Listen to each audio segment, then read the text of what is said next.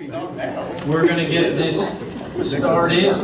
I have a very, very brief presentation because Ben tells me that if I don't have a presentation, I didn't earn my money for that particular trip, so I have one for you. It's very, very brief. I just want to go over where we've been, where we are, where we're going, and then I'm going to sit up here and I'm going to field your questions. So this tonight is more about you than it is about me, finally. So what are we going to be talking about this evening? Overview of the process that we just went through, overview of the product that's going to be delivered, next steps, and then, like I said, open the floor for questions. So why do we need a strategic economic development plan? What is the purpose of, why did we even go through this? And from our perspective is, the most important is to confirm and refocus the mission. Every community, in our opinion, and this is very self-serving, mind you, being a consultant of economic development, should have a strategic plan for economic development. And it's not so that I can continue to have a job. It is because the reality is you're either growing or you're shrinking. There's no such thing as status quo in the real estate world, because everybody around you is making investments. And if you are not making investments and trying to stay competitive, then you are losing market share. And so that is not healthy for any community. So confirming and refocusing the missions, updating the goals and objectives, revisiting our organization and partnership arrangements, enhancing our coordination and cooperation. We've talked about this. If you've been to any of my presentations through this process, you've heard me say none of us is as strong as all of us. And in our community, in a community of 30,000 people, I can't stress that enough to you. And so making sure that the way we engage and how we engage and when we engage is as effective and as efficient as possible was something that was very, very important of having this plan redone. And then at a base level, reaffirming our commitments to economic development.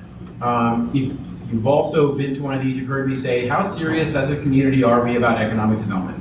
Because economic development is an investment, and it's not an investment like a savings bond where you're guaranteed a return. It's an investment that you are going to be in the game with the chance of having success. And that's not easy for every community to do. So part of this process was to reaffirm to make sure that we were all still bought in on this crazy concept of economic development. Assess our assets and constraints. That's always something important to do. How are we compared to our neighbors? How are we compared to our region? How are we compared to the rest of the nation? Looking at our competitiveness, our land and building availability, the current and future market opportunities. It's not enough to say we want economic development. We have to create a strategy that focuses on things that we can reasonably achieve. And if we can't reasonably achieve it, are we willing to make the investment to make it happen? And then finally, looking at our resources. And I just mentioned and gave away the punchline to this one, which is this is not cheap or free. And so we have to have the resources in which to do it. And then finally is to plan for the future. We need to look not just at what our opportunities are today and tomorrow, but we need to put ourselves in a place to be successful.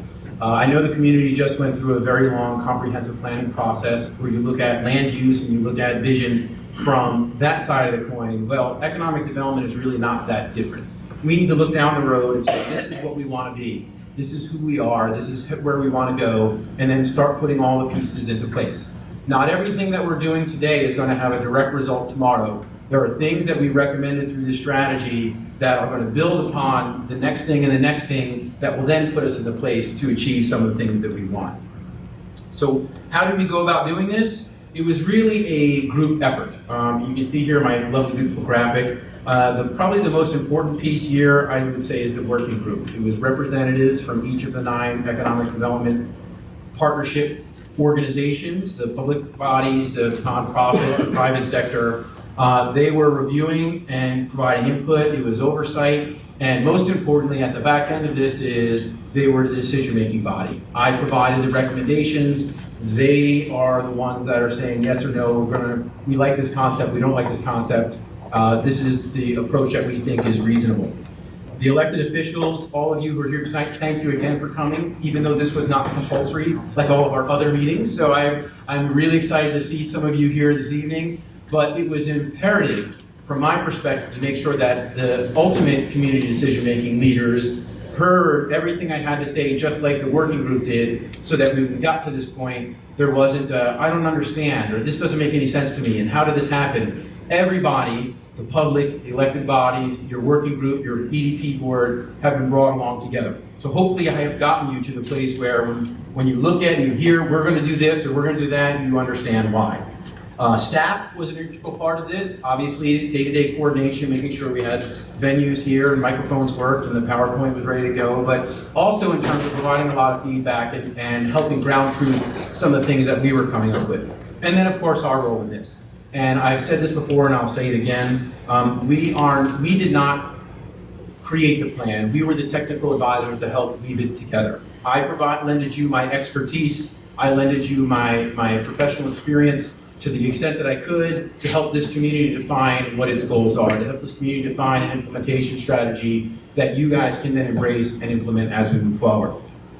And it, by the way, has been my pleasure to do so. Some of the things that we did, there was the data analysis component. If you were with me for my first couple of meetings, you heard a lot of the information that came out of that. A lot of that was just, what can we do? What is realistic? What can we be the next Silicon Valley? Yes or no?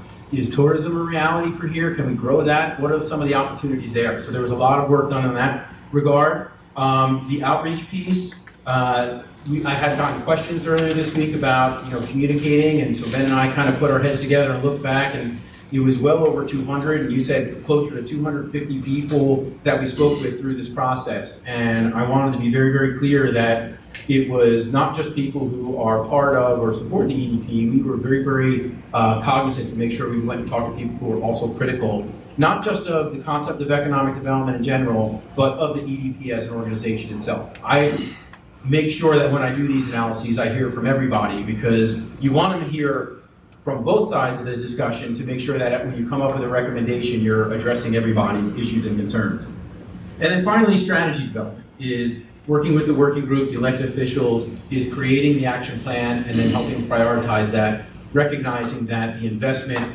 to try and do everything is probably going to be substantially more than the resources that we're going to have available tomorrow.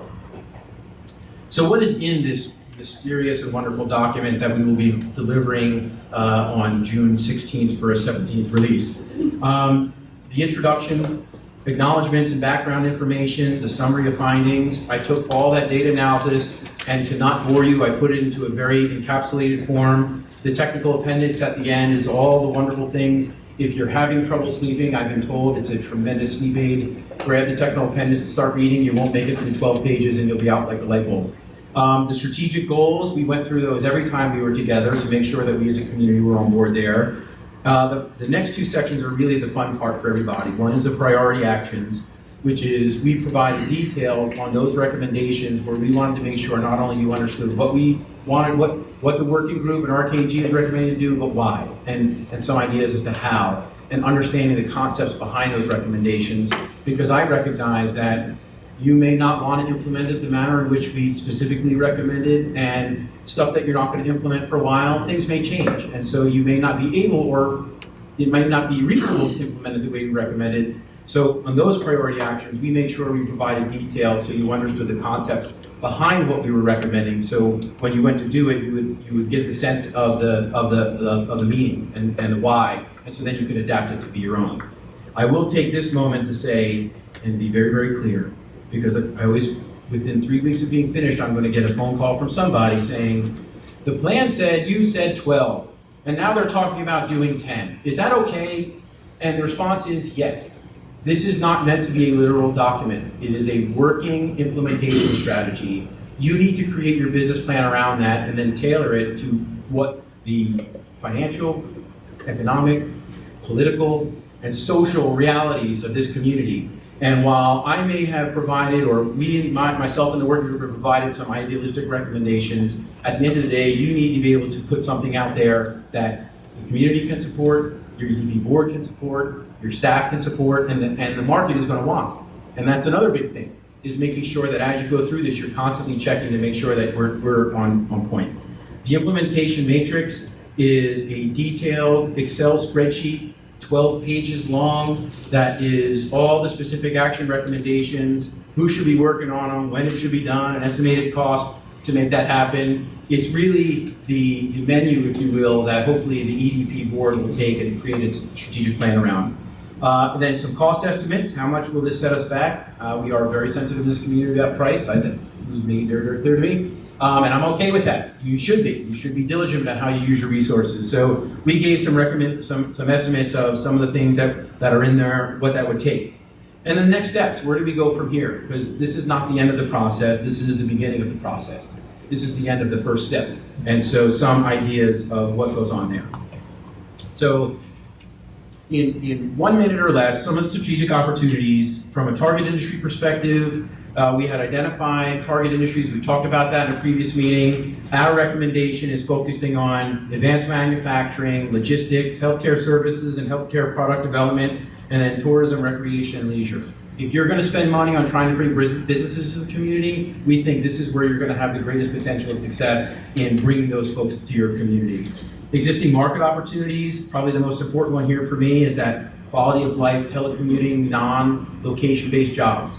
I work doing data entry. I can live anywhere because I don't have to go to an office. We believe that this community is in a great position to market and attract folks that are not location specific to be able to do their jobs. You offer a tremendous quality of life and amenities that most, if not all, communities of this size have to offer. And it's a phenomenal package that you can put forward. Focusing and targeting those types of jobs, those types of companies that are not location specific is something that we think is an existing market opportunity. Expanded business and retention efforts, I think, is something that is an opportunity that we can grow. And the airport and transportation-based development this is a tremendous asset this community has that has the runway length to land some pretty sizable planes. How do we take advantage of that? And how do we use that as an economic development resource? Some potential market opportunities. These are things that I think are going to require some more resources or maybe longer term projects. Your entrepreneurial development, I think this is something that to really get behind and do something like this is something that you're going to have to grow. You don't have the pieces already in place right now. It's something you're going to have to put together. Downtown growth and expansion. We talked about the Kentucky School for the Deaf property, but how do we not just make what we have successful? How do we continue to expand and grow that critical mass so that it continues to be self-sustaining into the future? And so how do we make that happen? Everything from looking at adaptive reuse of some of the houses right up along, for example, Main Street, and can they be used for business purposes, to you already have some bed and breakfast type of things going on, and then, like I said, expanding the actual boundaries of stuff like how do we acquire some underutilized land that may be available at some point in time and make that the next portion of downtown. How do we use the economic development plan? And I've already talked about some of these. One is the menu. And when you look at the matrix, you'll see the menu that's out there. And it's quite expansive and it's quite substantial. And if you try to do it all at once, it'd be quite expensive. However, when you go to a restaurant and you pick up the menu and you see all the appetizers and the entrees and desserts, you don't order all of them, at least not that night.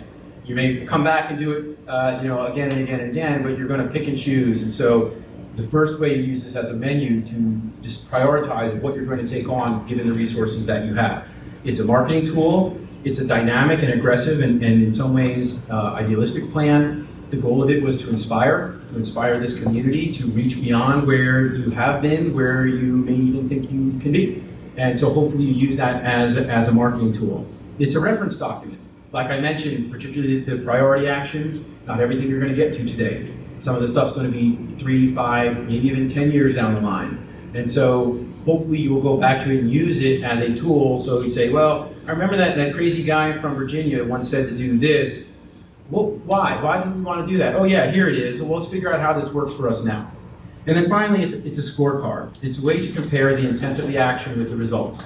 When you look at metrics for economic development, one of the things that communities often overlook is you look at what you're doing, and then you have to compare it to what you're trying to accomplish and determine if you're getting the return on that investment that you want. You should be constantly reassessing everything you do every year to make sure that what you're doing is meeting the goal of what it was intended. And if not, you either tweak it, you find another way to do it, or then you look to the next thing to say, well, that's really not working for us right now. We're going to go focus on this instead.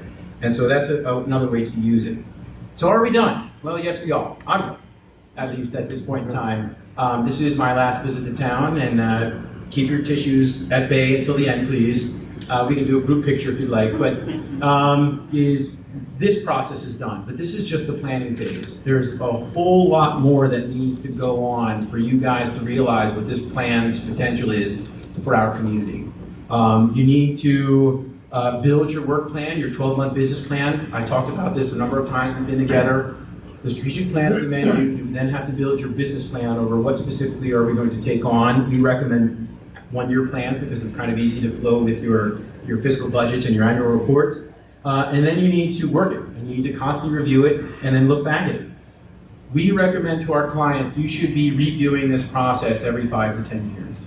The world changes. If you think about 10 years ago from today, 2007, what was Danville, Boyle County like then? And what was it like in 8, 9, 10, 11, all the way up to today? Opportunities have changed, markets have changed, competition has changed, and to think that this plan is eternal, and I would love to say that it is, because that would really be an attractive selling point, the reality is the world is going to change around you, and you should be constantly reviewing this. So what's next? Accepting the document. Hopefully the EDP will accept my document, the city and the county will accept the document. We encourage you holding sessions, education sessions, outreach sessions, to make sure that everybody's on board and understand what's going on. And I can't stress this enough, and we've talked about this ad nauseum, and I will lose my breath saying it again tonight, is outreach, engagement, and education is an integral part of economic development. Bringing the community along, capital C community, everybody, making sure everyone understands and aware of why, when, how, what is going to make the job of implementation so much easier. Building the business plan, we talked about that. The reorganization recommendations, I know that some of that is already in the process. Staffing for success, we talked about the need to have the capacity to do what we're recommending here. Building the plan and executing, and then tracking your progress and re-strategizing. So I just wanted to go over this one real quick because I think it's really important to talk about is keys to sustainability, because the idea is you want the stuff that you do to last. And oftentimes when you come out of this, everybody's white hot, you're trying to get things done, you're excited, you get a prospect that comes along that wants to be here, and you kind of lose your mind. It's like, yeah, we just, this is great. But from my perspective this is not a reason to lose our focus or to make a bad deal. And so some of the keys to sustainability for us is balancing the needs of the market with a defined vision. I don't want you taking the first things that come along. That is not what Danville Boyle County is, and that's not what I want you to be. You need to continue to be choosy. You need to continue to look for and only accept the type of growth that's going to be consistent with your quality of life, consistent with your lifestyle, consistent with your scale, and you should continue to do that.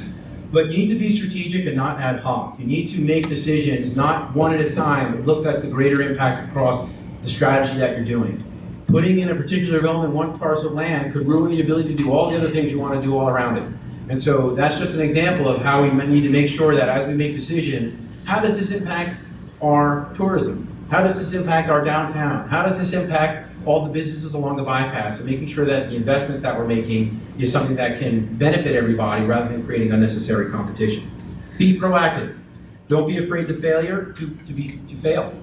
I mean, a lot of times communities don't want to make the investment because they're afraid of the blowback of, you just spent X amount of dollars doing that and nothing happened. Well, if I haven't taught you anything through this process, I want the one thing to be is, you are going to fail as much as you succeed. You're going to spend money in doing things that are not going to provide the fruit that you want at the back end of it.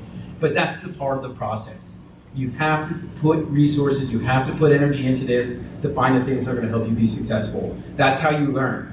But the trick of that is, you need to know when to say uncle, you need to know when to recognize that this wasn't working and you move on. Owning up to that, being part of your implementation, I think is going to be critical to sustainability and support from the community. Listen to your target markets. As much as we want stuff, as much as we want to be this or we want to be that, you have to listen to the prospects that are coming here and telling you why, more importantly, why they're not choosing you as opposed to why they are choosing you. Because that's how you identify where your weaknesses are, and that's how you come up with strategies of how to address them. We implemented the first ever economic development business survey this year, at least that I was able to find. And we got a lot of feedback from businesses on that. That should be some of the bellwether of what are the things we need to do to address some of the issues and concerns that the businesses are expressing here in our community. And then finally, measure your success strategically. And I said this, and I'll say it again, and I'm sure I'll say it probably twice more tonight before we end. This is a marathon and not a sprint. To think that we're going to make an investment today and we're going to be able to see a return on it in 3 months, then I have done a terrible job preparing you for what economic development is going to be for this community. It is a series of strategic investments and consistency and aggressiveness is what's going to yield results over time. If I know Mayor Paris here physically forced me to watch the 60 Minutes on the Golden Triangle Economic Development Strategy. And of the many things that I took away from and learned from that process is that if you're going to test me and every year you're going to say, where was my 500 jobs, then let's not do economic development, because that's not how it works. It works is you're making investments and setting yourself up, and some of those strategies won't bear fruit for 2 or 3 or 4 or 5 years, but you're putting yourself in the place to be successful at that time. So for me, measuring success strategically is another key to sustainability. I'm going backwards. So that's all I have. I just want to keep talking. So that's all I have. So this is now your time. How long did I take? Not very long. So this is your time. I'm going to, oh goodness. All right. By the way, where are my translators? Did they choose not to come? Because I had a whole wonderful strategy of moving my mouth but not saying anything. They can just sit there. But I guess I'm not going to be able to do that. So this is your time to ask questions. I'm happy to answer what I can. Or we can be done. Nobody. Glorious. All right. There we go. All right. This is more of a just a question, I guess, but we've had, as soon as you left town, we had people that decided they knew more about it than you did, and I hate to tell you that. That's just kind of the way things are, of course. One in particular said that, it's all about your website, it's all about a presence on the internet, and, face-to-face, not necessarily a good thing, you need to waste your time doing all that. Anybody can do it. So how do you respond? I mean, I don't believe that, but how do you respond to that? I agree that having a web presence is critical for economic development, because a lot of what's done, like site selectors in particular, will mine communities based on the information they have on their websites, and you will never even know that they're checking you out and you're already off the list. And so making sure that you have a website that is accurate, is in-depth, is clear, is easy to navigate, is a critical component of economic development. So I agree with that.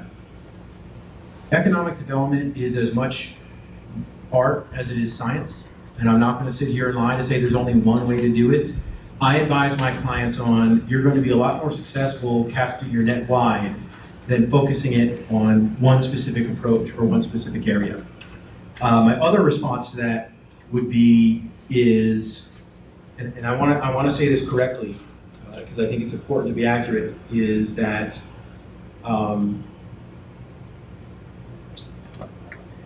sitting back and waiting for the prospect to come to you, I think, is not going to maximize your ability to capture all the potential that you have. I do not subscribe to the school of, if you build it, they will come.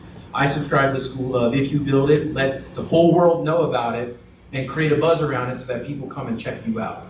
I think some of the most successful communities out there are ones that have a diverse marketing and outreach strategy.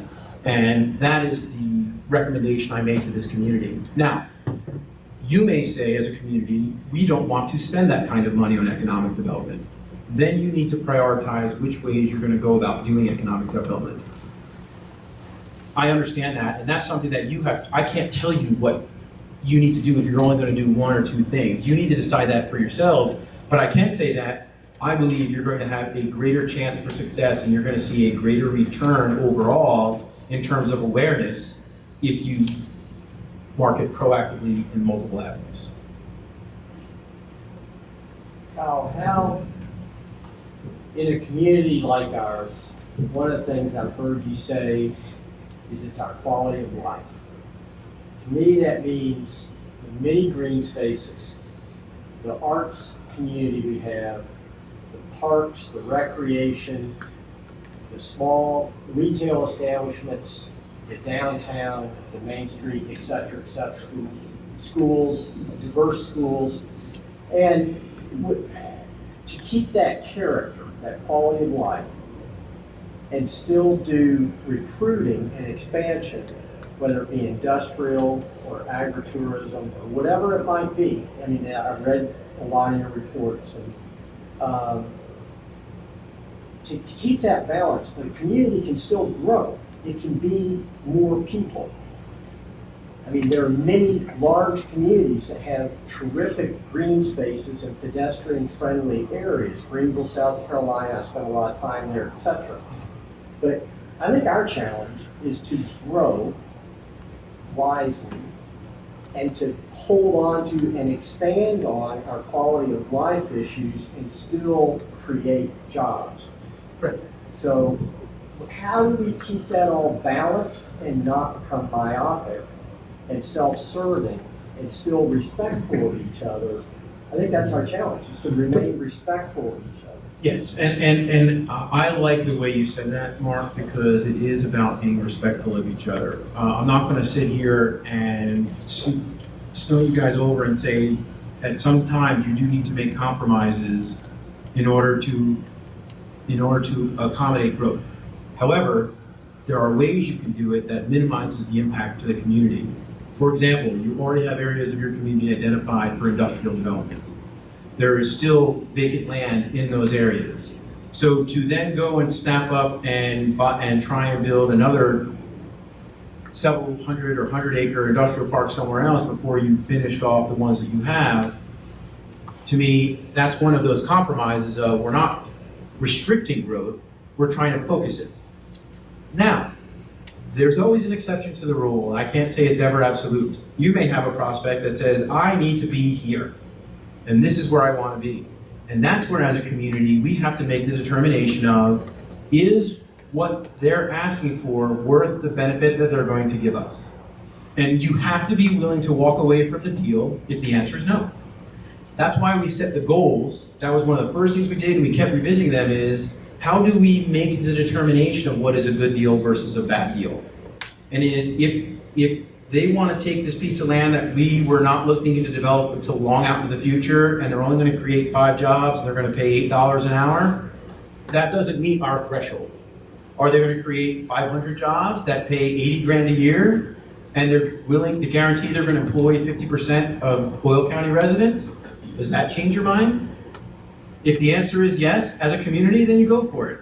If the answer is no, you say, look, we have these other opportunities available to you, and that's what's here for you. So, to me, it's making sure that you're using the principles that the smart growth movement out of Washington, D.C. talks about, which is, let's identify the areas where we're going to grow them first, but then keep in mind that this isn't about, we're going to hit this and we're going to shut the door, is what is the next logical location? And then let's make strategic investments so that, number one, we don't minimize or infringe upon the natural beauty or the public amenities that we have or the quality of life or the arts community.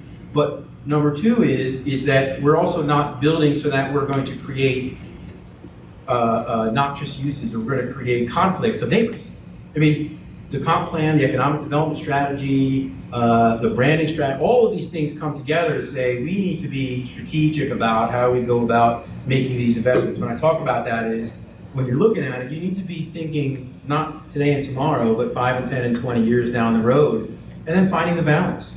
I mean, at the end of that's the other thing, that's the challenge that I know we're going to have, and the communication I've had with folks in this community is, when is enough enough? When is too much too much? And there are very varying opinions upon that. And as a cop-out, this is the reason why you have elected leaders, is they have to look at the costs and benefits, weigh it against the vision of the community and the goals that we're trying to establish, and then make those hard decisions. That's why they're put in that position, and that's why I felt it's so important that we make sure that all the elected bodies got a chance to hear this, and that one of our recommendations, or many of our recommendations, frankly, through this process, is to keep them engaged and make sure they understand the who, what, where, when, and why. So we're not always going to get what we want, but at least we can make an informed decision around what we're going to do.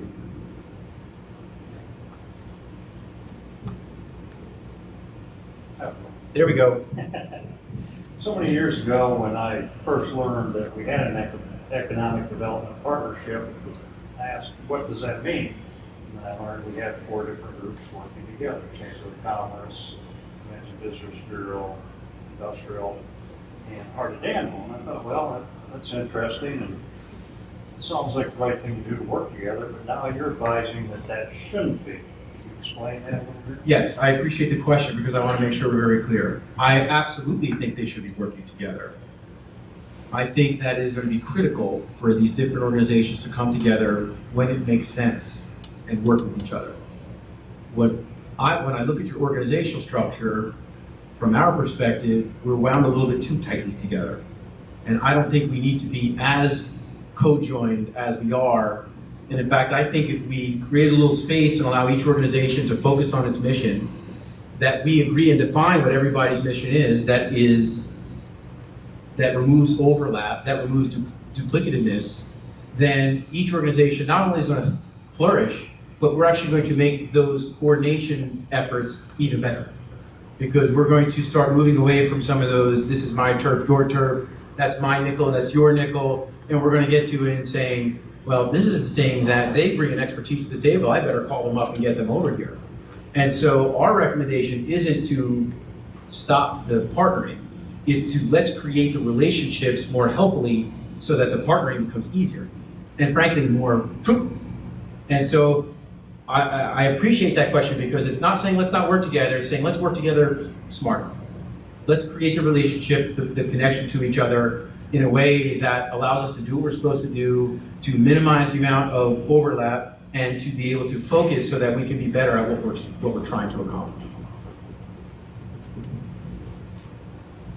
And by the way, that's not just those 4 nonprofit partners, it's also the public sector, is making sure they're engaged at the right level too. And our recommendation on that line is bringing them a little bit more into the tent than less.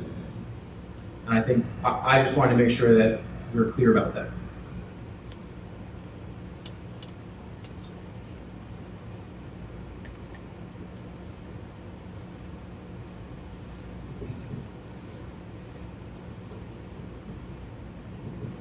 Am I going to have to start singing? I knew that would drive some questions. You must have talked to my wife about my singing.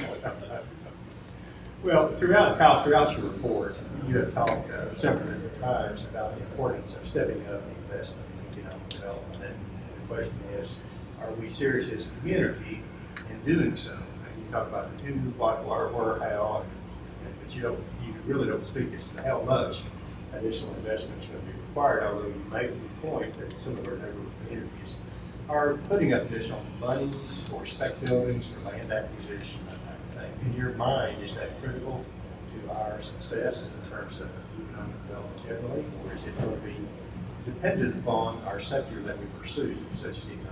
Correct. I think, well, I'm going to start by begging to differ a little bit with you. We do talk about cost in the document. And so and in the matrix, you have a cost range for each of the tasks. After that, we have the cost discussion of to do everything in here, we think it's going to range from this to that for one-time cost and this. So, but I get where you're going. I understand where you're going. I just want to make sure everybody else is clear too. Is that, however, stuff like land investment, spec buildings are going to be critical for growing your primary employment, your production, your businesses that sell their goods and services outside of the community. In the industry, it's called primary employment because all their sales are bringing new money into the community. I make widgets, I sell those widgets in Michigan, all the companies in Michigan pay me for my widgets. 100% of that money comes in this community is brand new. All the money I pay to my employees is infused value to this community. If I sell shoes and 100% of my customers are people who live in this community, they've already been paid that money, they're paying it to me, now I'm paying it back out again and we're recycling it, but it's not growing. So I just want to give the definition of primary employment. Land acquisition, building those buildings is critical, in my opinion, to maximizing your potential in that primary employment sector. It is not critical for some of the other recommendations that we have.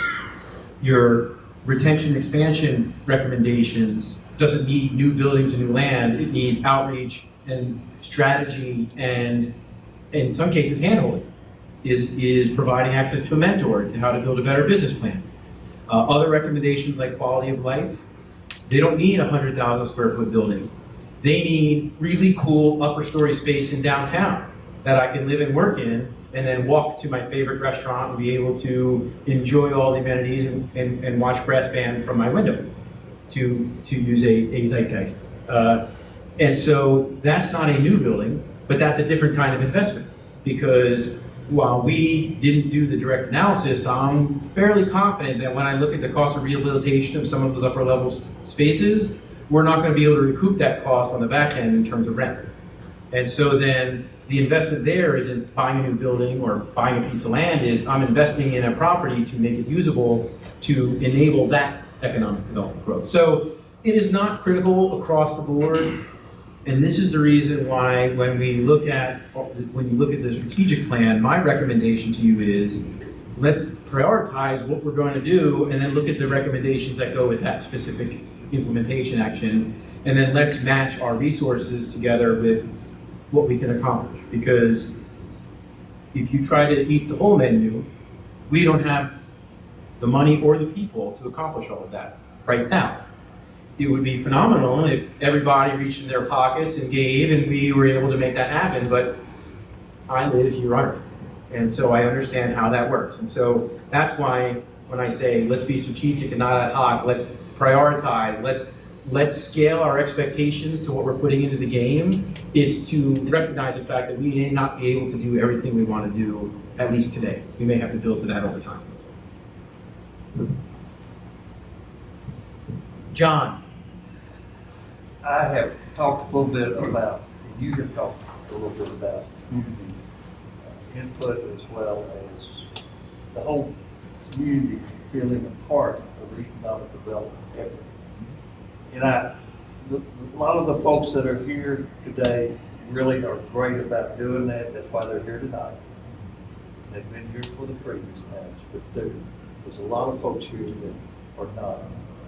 We got to reach out to them to get them involved in, or they'll volunteer. These folks volunteer, but service on boards has shown me that there's not a lot of turnover sometimes, and it's because people won't come step up and join in and volunteer. These folks do. They're on many boards year after year after year, and I love that and respect them for that. But we got to have some turnover on our boards, and we've got to have people feeling a part of it. How do we really get our community behind this effort? To me, that's an invaluable resource. It's not dollars and cents all the time. It's the input of the people who live here. Those of us as elected officials, we really make decisions on their resources that they pay every year to do some of the things that you've talked about. Yep. But we've got to start, to me, we've got to start with having people willing to get in the game and not on the sidelines. I appreciate that question. I'm going to be curious to see if you appreciate the answer you get out of that question. But I couldn't agree with you more. And we talked a lot about some of the ways of making that happen. And without going through that entire part of my previous presentation, is it starts with our leadership.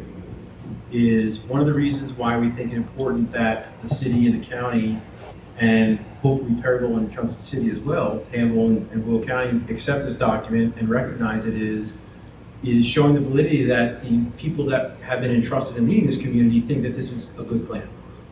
And so it starts with our leadership. If they are bought in, it makes it a lot easier for people to then have an open mind to listen to what's going on. The next level is our working group, is the representatives from the 9 different partners that are on this organization taking ownership and getting out there and being proactive. The next level is training those community support people, whether it be the ambassadors, whether it be the advocates, whether it be the ombudsman, the mentors, and going to find those folks in the community that are influential, that want to be a part of the solution, and empowering them to do so.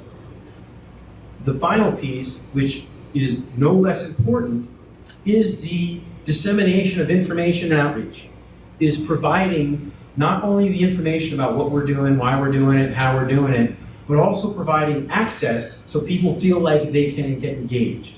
I have been told through this process on more than one occasion is, I would love to be involved, or I have an idea, I don't know who to give it to. I don't know where to go. One of the recommendations is you need to have a community input section on your website where someone can log in and say, I think this would be a great idea. And so that they feel comfortable. Maybe they don't want to go sit and talk face to face with me. You'd be surprised at how many people are very, very comfortable remaining anonymous, but feel like they have a good idea. There are some people that are happy to shout it from the rooftops and will take every opportunity to be front and center. That's great. But you need to be getting those wallflowers as part of this as much as you need to be getting the folks that are willing to stand up and volunteer. And I will say, you guys suffer from volunteer fatigue in this community. You have a very small group of people doing almost everything. Tom Poland is 35 years old.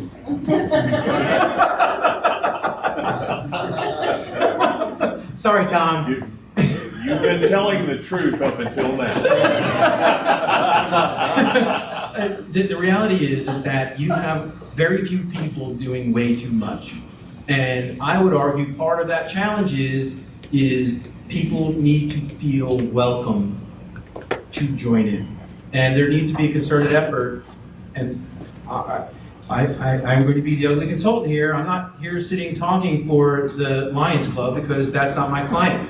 I'm talking for the Economic Development Partnership, and there needs to be a more open, welcoming, and concerted effort to disseminate information and allow those folks that may want to step up but don't really feel very comfortable or confident that it's okay to do that. And so it's a multi-layered thing that everyone needs to take responsibility for.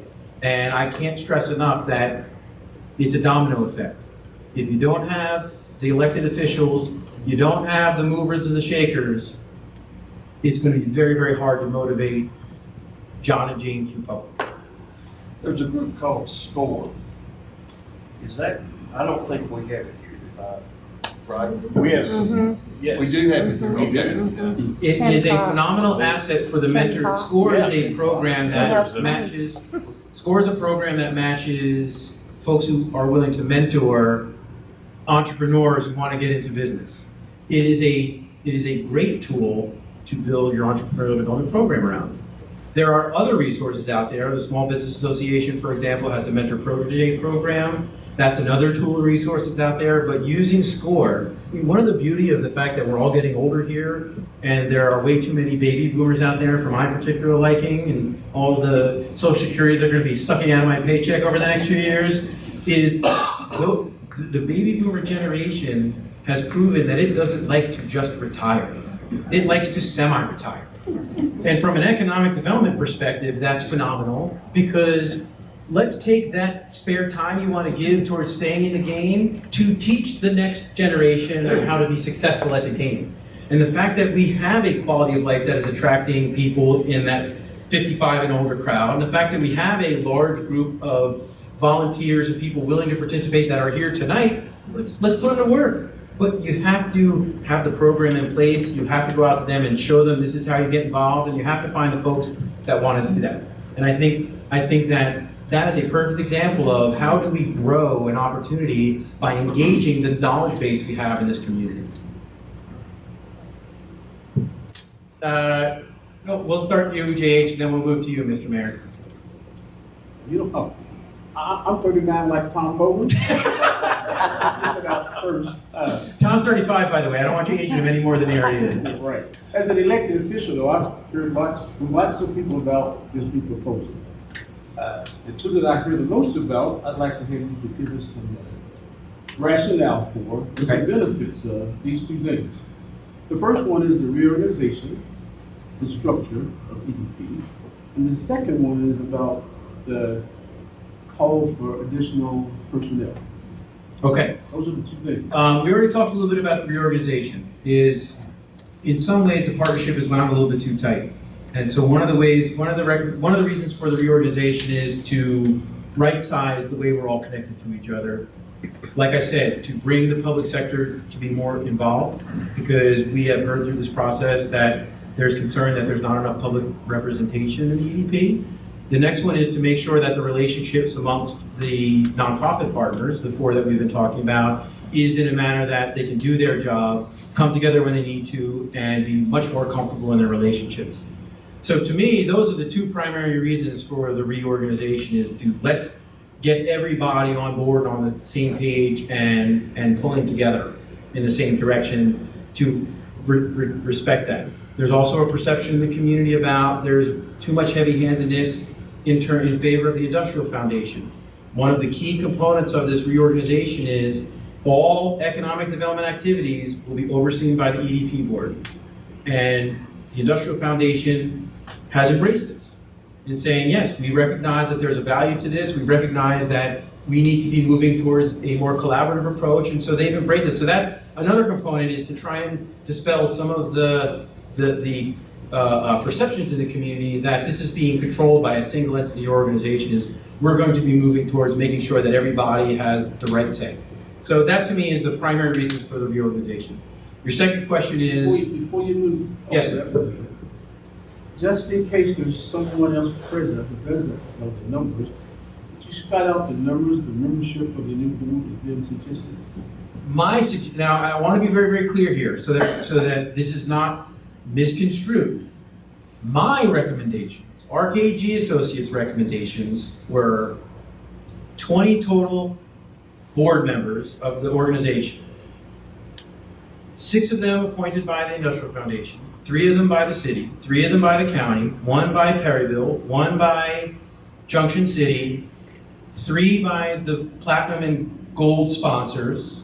Those are all ex officio, meaning they get to appoint who they want to do. Identify who they are for us. Yes. And then, so how many is that? 3 at large. And 3 at large business professional members that are voted on by the group as a whole. So 20 in total. Identify the 3 gold members. Well, there are 3 platinum members right now, which are the hospital, the college, and Farmers Bank. And then there are a number of gold sponsors, and I can't rattle them off as readily. Intercounty is one. I'm looking to you guys. You're going to leave me hanging up here? That's not cool. Huh? Central Kentucky Federal. And Central Kentucky Federal. So there are 2 gold sponsors? Okay. Okay. 3 at-large members are to be agreed upon by the Other 17. Okay. Now, I think I saw Ben. No, this Ben over The here. real Ben. Could I request that be identified in your reporting of this? Now, I want to be very clear, and the reason why I said that's my recommendation I know. is at the end of the day, the EDP board, the 9 voting members have to decide what works best for them. There are a series of what I call key strategies of why we recommended that are more important than the actual numbers. One of them is private sector majority on the board. And I've been clear about that through this process is that is a universal expectation of private entities that donate money for economic development, that board decisions can't be swayed by political movements. Another one is to maintain the partnership. We recommended that the CVB, the Chamber, Main Street Perryville, Heart of Danville be ex officio non-voting members, because we still want them engaged and we still want them part of it. But this is one of those ways to ease that tightened rubber band, and that we don't feel like we have to, if we're opposed to something, we have to vote on the EDP, but then oppose it at our board. That doesn't make any sense to me. And so that alleviates one of those stresses. So that's my recommendation. The EDP board, I believe, is going to take those concepts that we talk about and then come up with a recommendation to bring before for them to decide upon. Now, and this is all just FYI for our community. I'm not for or against anything. All right, I hear you. Talk about the 9. We're going to make the decision about how our local board is going to be organized. So the existing board is a single voting member from each of the 9 partners. City, Danville, Boyle County, Perryville, Junction City, Heart of Danville, Chamber of Commerce, Industrial Foundation, Main Street Perryville, And then there are 3 at-larges. CBD. The CBD, There's 2 citizen at-larges, there's 3 officers that are elected. Tom, Kerry Gilbert, Ben Nelson, 3 officers right now, Kathy Miles and Sally Davenport are the 2 citizens at large. yep. And then each one of the partners has a voting seat. So that's 15, am I doing the math right, or 14? What's the math? 9 plus 5 is 14. So those 14 individuals will decide upon what they think the best strategy is to action my recommendation, or not. And Or as- not. And as of today, as we sit here, that decision has not been made. Correct. Right, okay. Then you can move on to the second part. Excellent. That's great. And so the second part of your question is the staffing issue. Yes. And the best way I can explain it is, we have an expectation as a community of what we want out of economic development. And we have resources available to do economic development. And the best thing I can explain to you is the bottleneck is the hands and the feet to actually do it. You got 2 ways to implement economic development: paid staff or volunteers. Okay? What we want from our economic development effort, what we define as the goals, the metrics that we claim that I've seen in the newspaper, take more than one single full-time professional. And it takes more than, while we have tremendous volunteers to serve, that hasn't translated into taking on actual implementable items and doing them.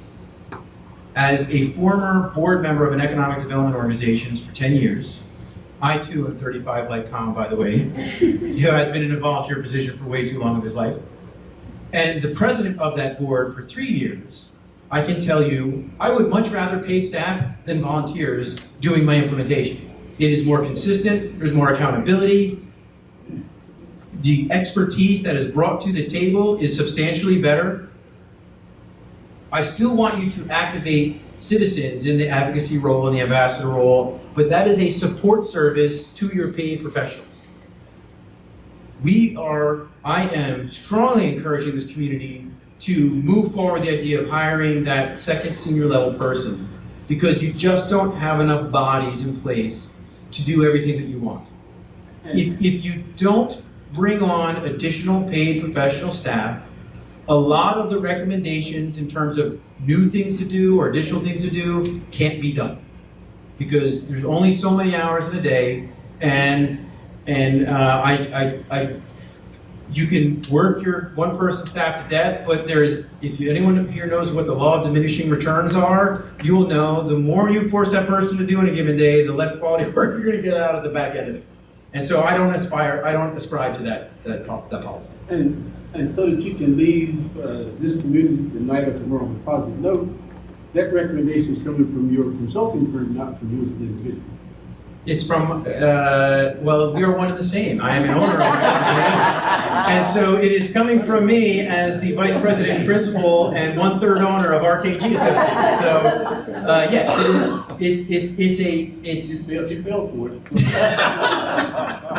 it is a professional recommendation of how do I right-size your expectations to what you can do.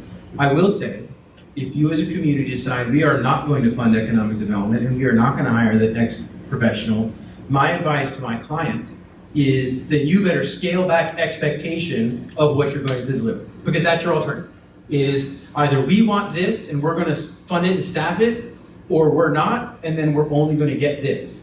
But one of the things I have been encouraged EDP is you need to be a lot more vocal of, if this is what you're going to give me, then this is what you're going to get. And that's just reality. You can't, I could give you a million idiots. You can't bleed a stone. You know, you can't make lemonade out of limes. I mean, whatever you want to, however you want to do it is, the reality is you got to right size your operation to the resources that you have. And I think the other thing that you've given us for all these meetings is that regardless of the perception of EDP, it belongs to all of us, not just a small segment of our community. The organization as well as the responsibility. I'm pretty sure everybody present might have to get past that point either. Yes, I think I addressed that when I talked about the levels of responsibility and the fact that we need to keep all the partners together. We're trying to engage the public sector more. I can't say it any more clear than that. That's the best I got. And if that's not good, I apologize. Thank you. Mr. Mayor, you've been very, very patient, sir. No problem. I know that your recommendations come from all of your travels and seeing, but what's our adjacent community as competition? What are they doing? If you've had any time to look around. It varies. What are they doing that we're not doing? Well, there isn't a universal thing that all of them are doing that you're not doing. There are some communities around you that invest substantially more heavily in economic development than you do. There are some communities around you that are investing in real estate and building spec buildings. One of the comments I made earlier today is when I did the analysis, one of your neighbors is investing in spec buildings and they're seeing a positive change in manufacturing employment. And we are not investing in spec buildings and we're seeing a negative change in manufacturing employment. I have been taught through this industry that where there's smoke, there's fire. Is one of the assets that is being brought to the table in our market is just-in-time, ready-to-move-in facilities. It's not to say that you have to do that. You won't, over time, find success in finding a prospect that is willing to build their own building. But there's a lot more prospects out there that want ready-made than want custom-built. And so if that makes any sense. And so this goes back to, do we proactively market? Do we go out and speak to prospects, or we just build a website and do that? I'm not saying you're not going to find success, but I want to put you in a position to find as much success as you can. So those are some of the things that communities around you are doing that we're not, that I think could be a benefit. There are some communities that are focusing on small scale. They're not looking for the big piece. They're not looking for the big home run hits. And they're looking at ground up growth, investing in our downtown, expanding our upper story space. Those are different things that we can do. And so, once again, I'm not here to tell you what you should be doing first, second, and third. I'm here to hear what you want and then give you recommendations that you can take on and as a community say, yep, this is important to us, let's go get it and get it done. I will say, regardless of what other people are doing, because this is not always a measure against them or to us, is one of the things that I want you to do more of is proactive, strategic action. Is let's not sit on our hands and wait. Let's not do one-offs where we do this and then we stop after 6 months. Is let's pick a path, let's invest in it, and let's go much deeper down that one road than trying to spread ourselves thin. That to me, if I could encourage you from my perspective is let's focus on the things we really want and dive into them rather than try and be everything to everybody. Thank you. You've already spoke, you gotta wait your turn. Well, we've not touched on that this morning. Yeah. In our meeting, what I'm gonna say, because we've met once today. Again, and it goes back to hiring in the new consultant underneath Jody. Jody's gonna go. Staff, right. I'm sorry, staff. It's gonna go out, and the one that stays home where they're gonna, but if we don't work on our workforce in Boyle County, if we don't get the word out to our kids that there's work here, you don't have to go to school, college, that there are opportunities that are knocking on your door. We're not doing a good job of that. I'm sorry, we're just not. And kids are thinking they're failures before they even get out of high school. So I think we need to start educating our children on what we have, Well, what they can do. I'm gonna take the bait on that one too, because I'm just a sucker for bait apparently. Just put a bright blue light and I'll go touch and zap myself all day long, I guess. But you're hitting on something that both professionally and personally I am very passionate about, which is we as a society have focused a lot too much on the four-year college education. And there is a lot of economic activity and opportunity out there for someone who doesn't need to go that path. We have And- great programs at the two-year community college. And Outstanding. in Kentucky and in Boyle County, it's not as much a challenge of the resources or the programs, it's the awareness. And tying the pieces together, and we've talked about this in previous meetings, making middle schoolers aware, and their families, more importantly, frankly, aware that by 19 or 20 years old, you could be making a very livable wage with benefits, rather than saying, oh, you're never going to college, so you might as well just forget about school, could be a competitive advantage that we have in this community that can then set us up for a long-term strategy. One of the reasons I appreciate you bringing that up is that is going to be one of those investments that is going to take years to materialize a return. And we as a community have to respect and understand that this is if I'm talking to a 13-year-old kid today, that's a 6 to 8 year investment strategy that I'm not going to get anything for until then, and then understand it and rally behind that. And to be honest, we have a drug problem. We have a problem with too many people in jails. And I'm sorry, I think this may help that problem. Yes. It may not be immediate, My but state we gotta start agency has somewhere. spent millions of dollars educating the public on post-secondary education opportunities. I work for the Kentucky Higher Education Assistance Authority. Mhm. We also have a path of not the 4-year degree with the community technical schools. Oh, yeah. All over, so I can- that's definitely a resource that we can tap into as a One- community. Our research into looking at those types of programs led us to believe this is not it's not as much a resource issue as it is a And awareness. strategic implementation issue and awareness. Is how do we tie those people, how do we connect our business I work for the community? marketing department, so that's kind of my job. Then hopefully you will take the opportunity to engage with the EDP and figure out how to make that happen. Yes, sir. Now, what I heard you say there, Laura, I don't want to put words in your mouth, before it's not sanitary, but, what I heard you saying is that basically talk about status and feeling ownership by the community of their economic development partnership, which is so, I think, in any community. But you're talking about private sector majority. And I'm just curious, how important you feel it is that some of these competitors, in other words, the Polk County Industrial Foundation does not represent all private. There's a lot of private entities that are basic competitors of the Polk County Industrial Foundation. How important is it that they have a seat at the table as a voting member of the Economic Development Partnership?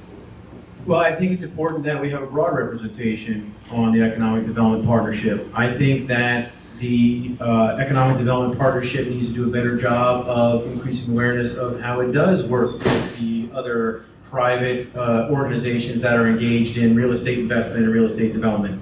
I'm not going to sit here and say that everything has been perfect. To be frank, I don't get hired in communities where everything is perfect.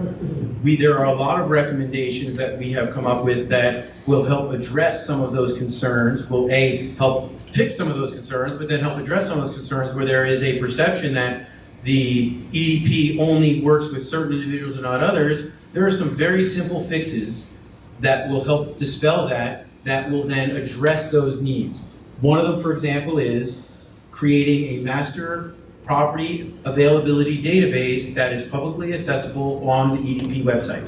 It's saying we're going to list every single property, no matter who owns it, and it's going to have the same information, how much acreage it is, its access to water and sewer, whether it's on a rail line, what the asking price is, yada, yada, yada, everything from the quarter-acre lot up to the largest piece of land. And if a site selector clicks on the EDP website and says, I'm looking for a piece of dirt, everyone's listed there the same. To me, that's about as good as you can do in making awareness of all the properties that are out there. And so there are some simple tweaks that we can do that will address some of the perceptions that the EDP is only representing certain individuals and not others. And so there are a number of others in the document. When it's released in a week, you'll be able to see some of those other recommendations, but also, and this goes back to a point we talked about earlier, is the engagement part. If I have a question, it should be answered. If I have a question saying, are you marketing my property, or are you marketing Ben's property? There should be someone that can respond and say, yes, we are, and here's where we've done it, here's where it's being done, here's the information we have on it. How about this? Why don't you have Ben call me and make sure that all my information is correct? Because I think there's a lot of value in that. I'm happy to come back to you. If there's someone who hasn't asked a question, if not, then I'm happy to. I just want to make sure everybody, you've already talked to, you haven't asked a question. Of all your recommendations, what percentage are general to most communities, and what percentage would be specific to our community? I laugh because there is no set number. I would say that there are a number of, what I call block and tackling recommendations that every economic development organization needs to do to put themselves in an opportunity to be successful. I can't say for certain what percentage that is, but I will say the strategic retention, expansion, and recruitment recommendations are all custom to this community. So 100% of those action items are unique to us and unique to this community based on the assets, strengths, weaknesses, opportunities, and goals that the community has set for itself. But it's not like 70-30. I can't answer that because I write every plan when I write it, because it's, for example, having an industry-specific target marketing brochure is a basic tool that everybody should have. So I recommend that to anyone who doesn't have it. But which of the target industries we should be pursuing and the quality of life recruitment strategy and stuff like that, that's all based on what I learned out of our community. All right, you had another question? Yeah. I'll get to you then, John. You asked too many questions earlier. I understand why we want to hire. Yep. We have the dollars. Yep. Always want to be able to do that. Yep. Even more if we have the dollars. But just as a reminder to us, repeating what we shared before, since we talked about Mercer County, they invest $175,000 in their economic development partnership, and they pay their head man $15,000. And just shares that. The point is that since the last time you were here, Apple invested $200 million into their Mercer County. So there are times, of course, it's falling right to the left. I understand that. That's what I would understand. But there are times that sometimes it is really an ideal situation, an ideal problem, as much as a possible problem, right? Bring about things that happen here. It's not always money. I'm sorry, it's not always what? It's not always money. Oh, absolutely. It's just about ideas. Absolutely. No, listen, if I have led on this community on that the more money you spend, the more successful you'll be, then I apologize, because I don't believe that has been my message. My point is, we want lots of stuff. And if we want lots of stuff, then we're gonna have to spend the money to get that stuff. If we only want to spend $175,000 and we only want to pay an executive director $15,000, then we better sit on our laurels and hope to God the sky opens up and we get that lucky prospect that comes in here. Well, obviously it doesn't always happen, but Correct. And so, but I guess from RKG's perspective, we tend to want our clients to be masters of their own fate, and rather than rely upon others for it. And that's the approach I take in the recommendations I make to my clients. I concur. All right, John, I'll let you ask a question now. Mine's not a question. Oh, well then I'm sorry. I want to follow up with Patty's statement. Okay. And just say to everybody, understand that we do have a serious substance abuse problem in this county and in this area. Understand that. Understand that it costs a lot to try to fight this issue. We also have, as part of that, a mental health issue. That will affect the workforce. The size of the workforce, the quality of the workforce will affect the size businesses that we go after. Am I right? Have I learned something from you? But it will affect and give us guidelines. As you said, we don't need the $300, $400. We're not 300 job group, because we don't have the workforce for that.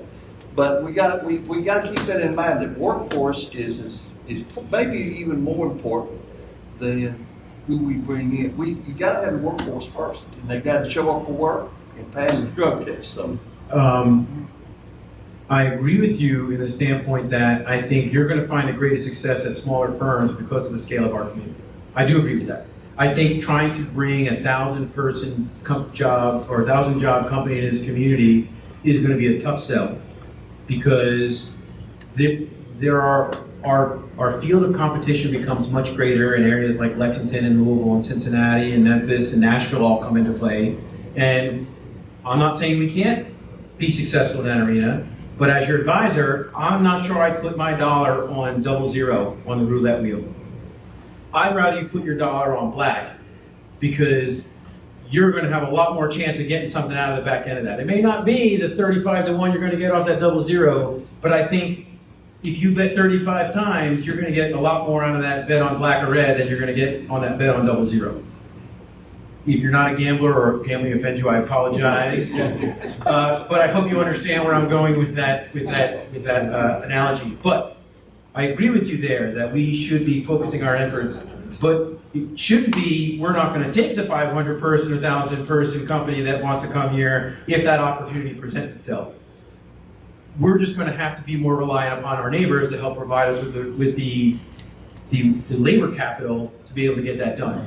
That all being said, I agree with you on the workforce piece, and that goes back to something that Patty mentioned that I want to reiterate is, if we give that 13 to 17-year-old options, maybe that does help chip away at some of the substance abuse issues we have in this community.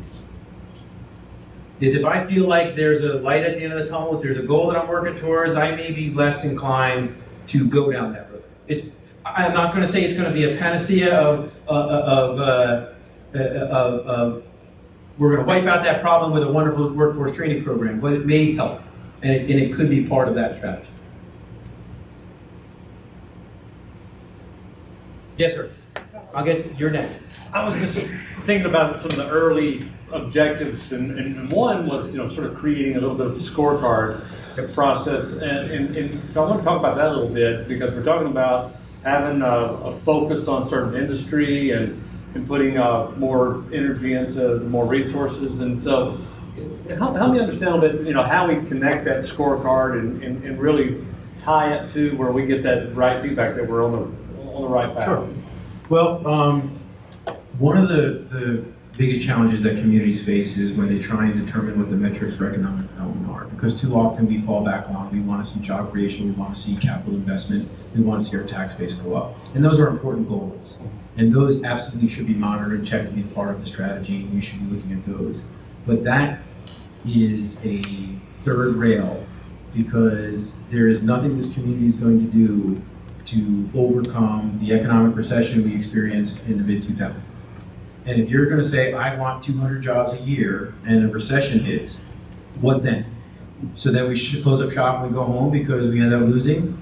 So my point there is, we need to be looking at those things, but we need to be looking at those things in relativity to the greater market and how that is performing. Is everything declining and we're declining? Are we declining more rapidly? Well, then why? Are we reaching out to the companies that are leaving? Do we know why certain companies leave and certain companies don't? Is it retailers? Is it manufacturers? Is it within manufacturing? Is it wood production that's leaving, but we're doing great on steel? So to me, the metrics are we getting the feedback both from our existing businesses, but also from our prospects on why this is or is not a good place to do business? And then are we putting the programs and the investments in place to address those needs? If we need 35 CNC machinists, are we mobilizing to create a program to train CNC machinists? If the answer is yes, then we have hit the metric for that particular year, for that particular function, is because we are addressing the need and we are creating a market where businesses are going to be successful and thrive. There's been an article in the paper about placement, making sure we have a strong, vibrant, healthy downtown is going to be critical to that quality of life, telecommuting, non-location-based business recruitment strategy. So are we talking to our downtown businesses? Are we addressing the lighting issue, the pedestrian safety issue, are we making it viable to invest in our buildings to make them more successful? Are we looking on how we can expand and grow our business presence in the downtown? Are we doing what we need to do to identify how to reinvest in underutilized properties? It's the action and function of creating a more healthy, more competitive, more successful marketplace should be the metrics of economic development, should be that scorecard of which the byproduct is, are we creating jobs? Are we creating tax base? Are we creating investment and wealth? When we make an investment, and let's pick on the middle school strategy. In 10 years, has it done anything? Have we seen any Boyle County, Danville or Boyle County students from middle school going through these programs and graduating? If the answer is 0 people have taken advantage of this program, question number 1 is, why? And what are we doing wrong and how do we fix it? And if the answer to question number 1 is nothing, then let's move on and do something else. So it's looking at what we're trying to accomplish, implementing those programs, and being able to answer in a reasonable fashion, are they hitting that goal? If we are getting 10 kids a year through the public schools here in this community to go through the middle school program, is that success? And if the answer to that is yes, then we are hitting our mark.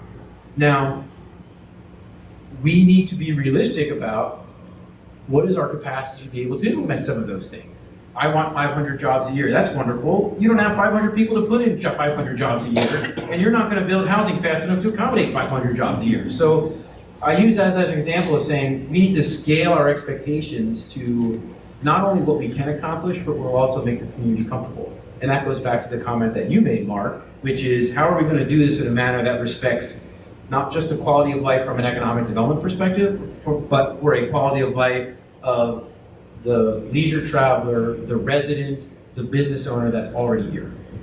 And so to me, that's how you create the scorecard is, we heard we have this problem from our business community, this is how we're solving it, this is the results of that, this is how much we spent, and the EDP board decides, which is representatives from all the groups that are doing this, yeah, that's meeting the mark and let's move on. And then what your investors are saying is, are we getting back out of it in terms of what we want to make that success worth it enough? And that's where the foundation, the private sector partners, the city, the county come back and say, hey guys, it's wonderful you're doing this, but that's not meeting our goal. We need to look at and do things that does this, that, and the other. And that's the partnership. See, to me, that's the partnership, is how do we engage so that we make sure that we're trying to meet everybody's expectations. And when we can't, and there have been times where people have brought up things to me here through this process, and I've come back and say, I don't believe that's a good choice for this community, but I did so with the information as to why not. And that's the part that I think is going to be one of the critical components of rebuilding the trust and enhancing the trust is, it's not just no, it's no and here's why. And then if that's what you really want, then here's what I need to make that happen. And so that all, I know it's a long roundabout kind of discussion, but that's the intricacy of economic development, is identifying the problems, tying them to what you want, and then measuring whether or not they're actually doing what they're intended to do. And then that's why those goals became so important. Because if you don't have them, that's the benchmark to measure against. Are we adversely affecting our quality of life? Yes. Well, then we need to do something different. And that becomes the metrics of how you measure it. But I want to be very, very clear. A lot of those can't be year over year. It has to be as we do it over time. Because it's very, very hard to predict what's, using your example of the $200 million that Apple invested in Mercer County. Well, if that becomes my benchmark, come on. Well, you got me $200 million last year. What are you doing? And so my point of that is that's where you have to have the information, the explanation with the answer, and not just the answer. Anyone who hasn't asked a question? Oh, yes, ma'am. That's right. I just wanted to tag the importance of high-speed internet. And there are places in this county when you can't get high-speed internet. And with more and more people working remotely, and when people come to our community to work remotely, it's been money here. And I just want to say that we really need to get on the ball about that. I agree. One of the recommendations in the plan is to let's stop talking about broadband and let's implement broadband, because that is going to have a direct implication on how diverse we can be with our quality of life, remote working recruitment strategy. As much as there are people who will love to live in downtown Danville and have a space there, some people want to live out in the cabin in the woods and connect to the internet and just work and look at the trees and hear the birds all day long. And so if we want to, this once again, rather than focusing on just one facet of that, let's put ourselves in a position to be much more successful on a broader scale, because not everybody who telecommutes wants the same amenities. We can provide a diverse group of amenities well above our weight class, if you will. We have resources in our 30,000 person community that are substantially greater than most 30,000 person communities have, which is phenomenal, but let's take advantage of all of it, not just some. One point There we go. of clarity to that is, the state is building out that infrastructure as we speak. Yep. So I understand your desire to have that, but until we get the state trunk line to us, there's nothing we can do with that. Now, to that point, we have met with the right folks at the state, and they have their priorities, which they are building out as we speak. The next layer down, we're top of that list.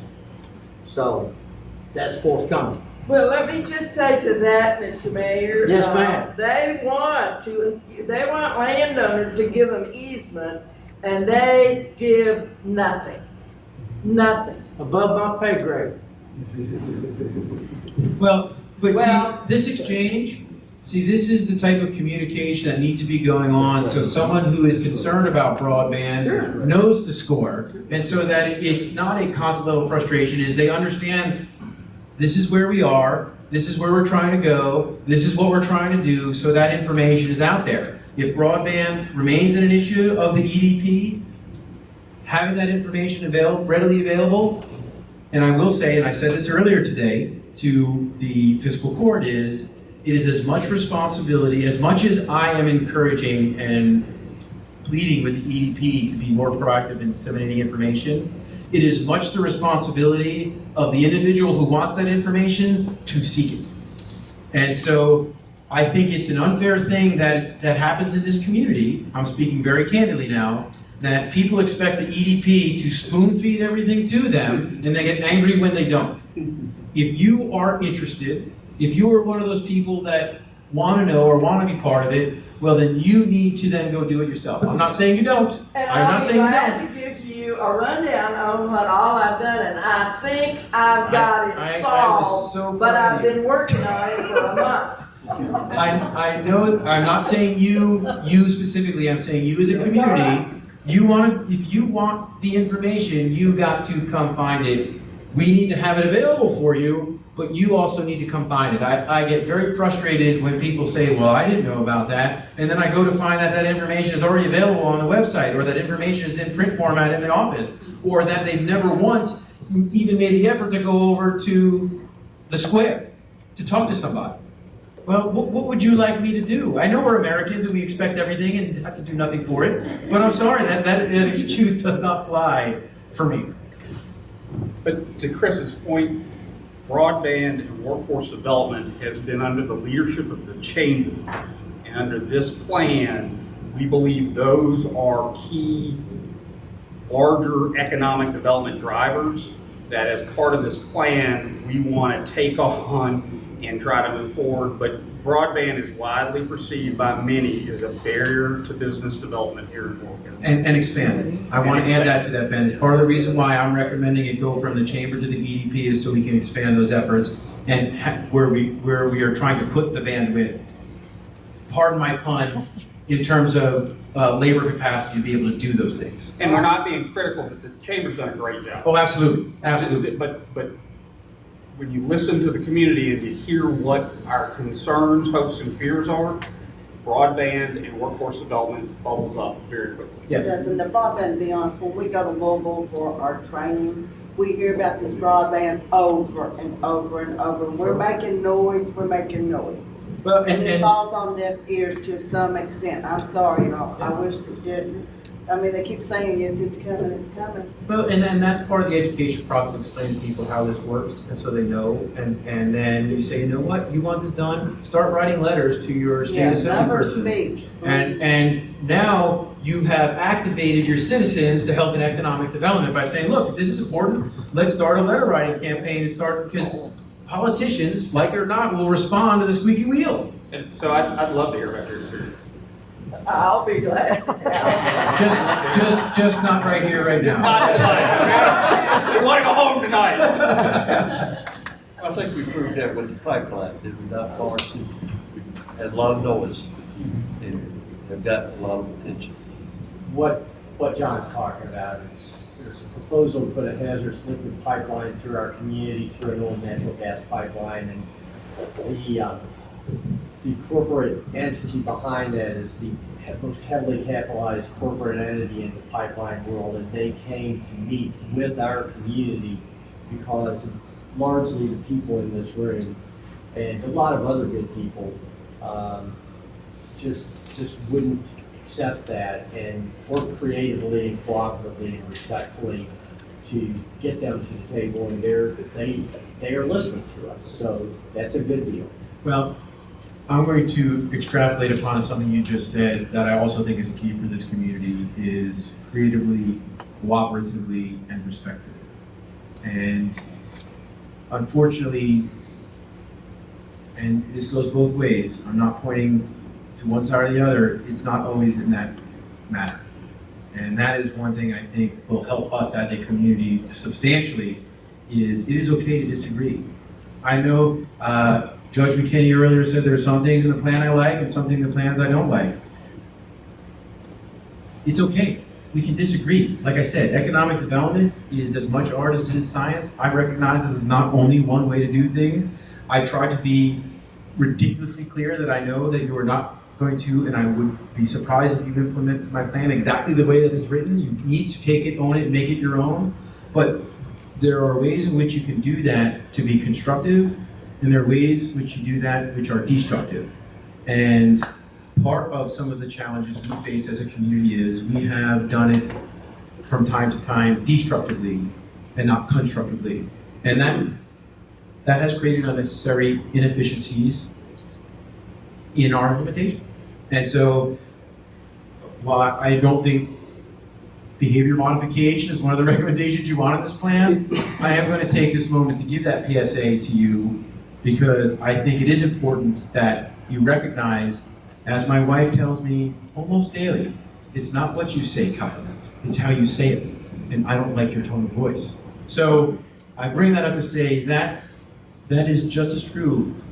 We talk about we are led by volunteers. We talk about that our expectations exceed our capacity. We talk about we have a very diverse community. You saw the last presentation I had when I asked for priorities. I got 20 different recommendations as these are the priorities. And so we can't, you're never going to find that perfect Venn diagram where everybody's going to be satisfied with everything. But there's a way we engage with each other, and this goes back to your point, Mark, about how do we balance between growth and quality of life is we can disagree, but let's keep it on a substantive discussion and try and find if there's a middle ground rather than take the first opportunity to attack each other. And in my opinion, one of the most unfortunate is we attack each other through the newspaper. And that is, let's put it this way, I have not seen where that has been effective at meeting the intentions of the person who had done it. It's just not the best way of going about it, from my opinion. Mr. Poland. So, Mr. Kyle Talente, thank you so much for coming to our community and letting us think to the next level. It's very appreciative, and all of your points are so important to the future of this community. You're a special person, and thank you. Let's give it back. Well, thank you very much, Tom. It has been my unique pleasure to be here. Hopefully you have all seen that this is not just a paycheck for me. I get myself invested in my clients. I get invested in my communities that I work with. This is the passion of what I do for a living. Hopefully that has come across. If not, then please let me know so I can work on it where I failed you miserably. But please know that from my perspective, your greater challenges are addressing your internal issues than it is your competitiveness with the external world. And I think that this community is destined for great success once we get all the horses pulling the carriage in the same direction.